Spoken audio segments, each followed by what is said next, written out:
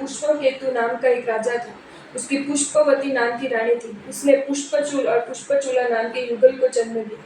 पुष्पचूला और पुष्पचूल परस्पर अत्यंत प्रेम से बड़े हुए। दोनों एक दूसरे से अलग नहीं रह सकते थे। राजा विचार करने लगा कि यदि पुत्री पुष्पचूला का विवाह अन्यत्र करूंगा तो दोनों का वियोग हो जाएगा। अतः उसने कपट से राज्य वृद्धों की सम्मति लेकर उनका परस्पर विवाह कर दिया।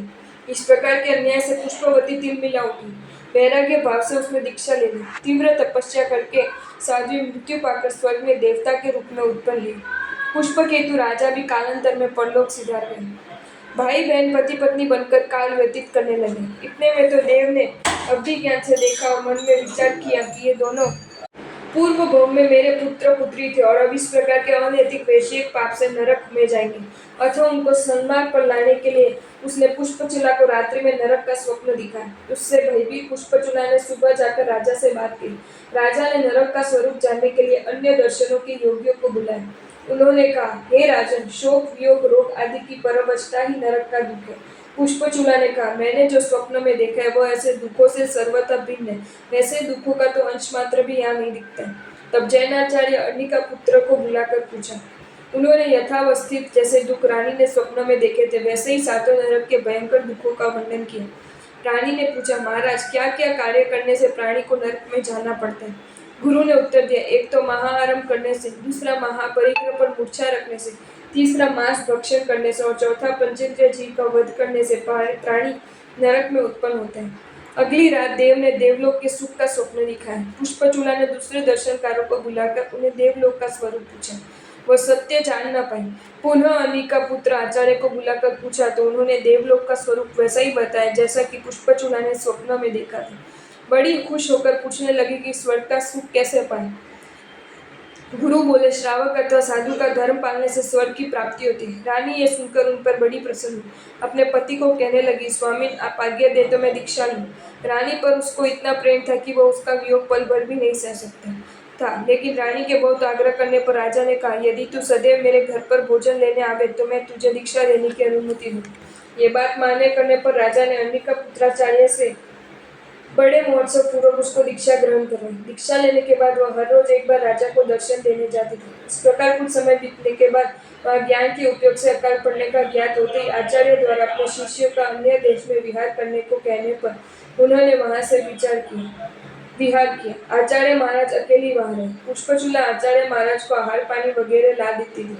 शुश्रूषा व वयावच करने में बिना ग्लानि से तत्पर रहती थी। इस प्रकार वयावच करते रहने में कुछ काल बीतने पर शपथ श्रेणी में पहुंचते ही उसे केवल ज्ञान उत्पन्न हुआ। फिर भी गुरु की वयावच करने में वह हमेशा तत्पर रहती थी और उनको जो चीज पर रुचि हो वही ले आती थी। एक बार गुरु ने उसको पूछा, भद्रे, बड़े लंबे समय से तू मेरे मनचाहा आहार पानी ले आती हो, तो इसका पता तुझे कैसे चलता है? तुझे कुछ ज्ञान हुआ? उसने कहा, हे पूज्य, जो जिसके पास रहते हैं तो सहवास से उनके विचार क्यों नहीं जान सकते?